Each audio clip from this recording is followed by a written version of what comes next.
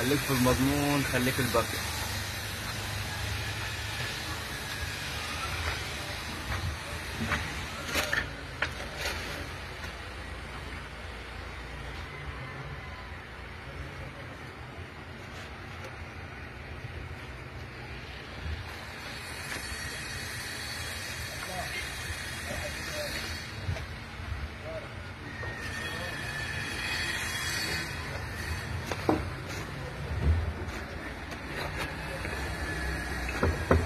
بالله عليك يا جيد، والله هي دي واحد بس. ديكورات، خامات، مصنعيات، اي حاجه تخطر في بالك في شغل الواجهات تعال للباكر ستون.